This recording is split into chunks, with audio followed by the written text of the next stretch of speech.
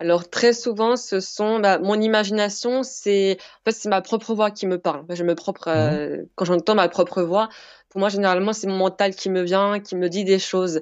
Et souvent j'entends pas vraiment. C'est-à-dire que je ressens les mots qui sont à l'intérieur de moi et j'ai ce ressenti. À chaque fois, je demande est-ce que ce message je dois le dire ou pas.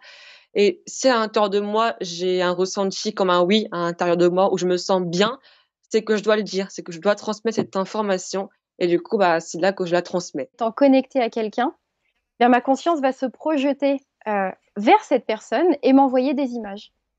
Alors ces images, elles ne sont pas aussi fiables et communes à la réalité que quand on fait un voyage astral. Hmm. Parce qu'il y a le prisme de l'imagination et du mental qui passe entre les deux. Ça ne veut pas dire que notre perception, elle est biaisée, pas du tout. Ça veut simplement dire que ce qui va nous parvenir, ça va nous parvenir d'une manière traduite pour que nous, on puisse comprendre, en fait, l'information D'accord. qui nous parvient. La plupart, si vous voulez, les anges ne se sont pas incarnés, n'ont pas eu d'incarnation humaine. Hein. Ceux qui ont eu des incarnations humaines, par exemple, il arrive très souvent pour beaucoup de gens que leur ange gardien, entre guillemets, soit ce qu'on appelle plutôt un guide. Mhm. Hein. C'est-à-dire que c'est leur grand-mère, grand-père, vous savez, qui a déjà eu des incarnations, qui est mort, mais qui a un œil, on va dire, sur, parce que ce sont les liens d'amour, avant tout, qui font la proximité entre ici et là-haut. Vous voyez. La science s'exprime à travers moi.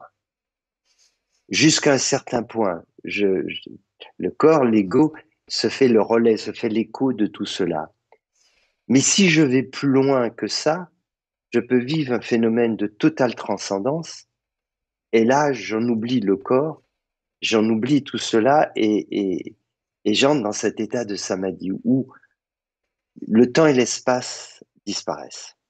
C'est- Voilà. Et donc, c'est vraiment quelque chose qui est voilà, une expérience transcendantale qui n'est pas une expérience que l'on peut vivre normalement. On voit sur les images l'objet à la forme d'un grand cigare. C'était un objet qui mesurait plusieurs kilomètres de long, qui était sous la forme d'une aiguille, hein, une aiguille verticale. Paul, il a dit qu'on dirait un cigare. Oui, oui, oui, oui, oui. Mais sur les photos, tu vois un cigare, c'est-à-dire comme une aiguille, mais c'est vertical. Et D'accord. ça a été calculé comme mesurant, demande à Paul de confirmer, je crois, 2 km ou 20 km de haut en bas. Là, je me suis rendu compte qu'il y avait deux grandes familles d'êtres. Ouais. Vous avez les êtres de lumière et les êtres donc, du service d'autrui. Donc, ce sont des êtres qui sont là, qui sont sur Terre, qui sont dans le champ d'expérience de la Terre pour aider à l'ascension et à l'éveil de l'humanité. Ceux-là, Donc, ils viennent. ils sont bien, c'est des gens bien, ceux-là. Alors après, on va pas, d'un point de vue, on va D'un point de dire, vue humain.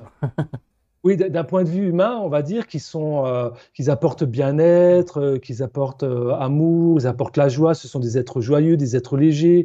Ce ne sont pas des êtres dans le mental. Sont beaucoup plus, même s'il peut y avoir un peu de mental aussi, mais ils sont beaucoup plus dans le cœur, dans la main tendue, dans l'aide, dans le service aux autres.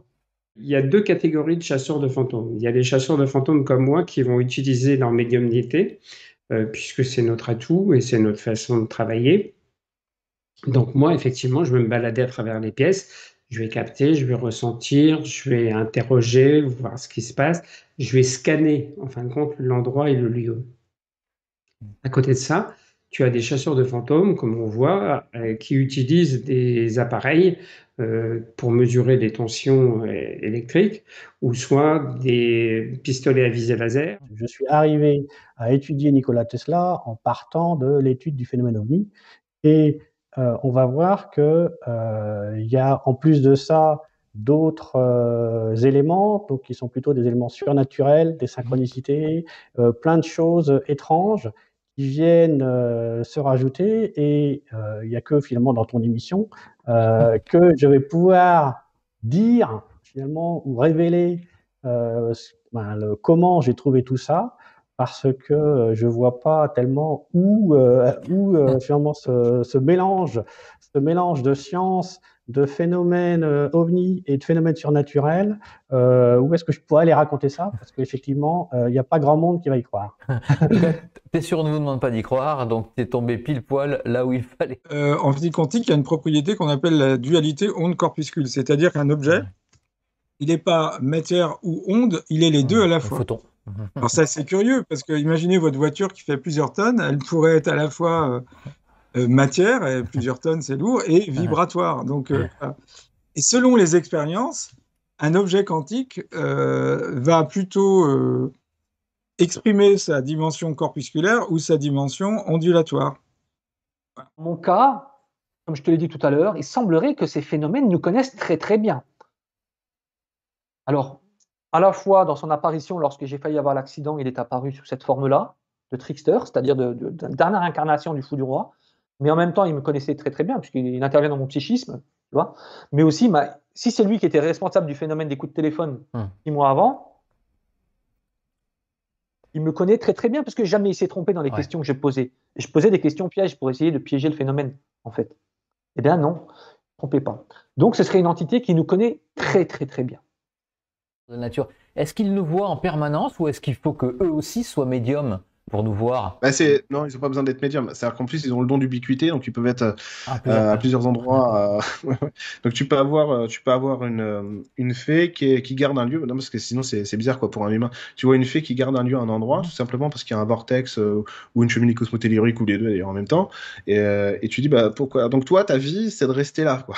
Elle dit, mais non, je suis aussi là, quoi. Mais je gère d'autres choses en même temps, etc. Parfois très loin, parfois très éloigné de l'humain. Mais en fait, vu qu'ils ont tous le don d'ubiquité, ils peuvent être à plusieurs endroits en même temps.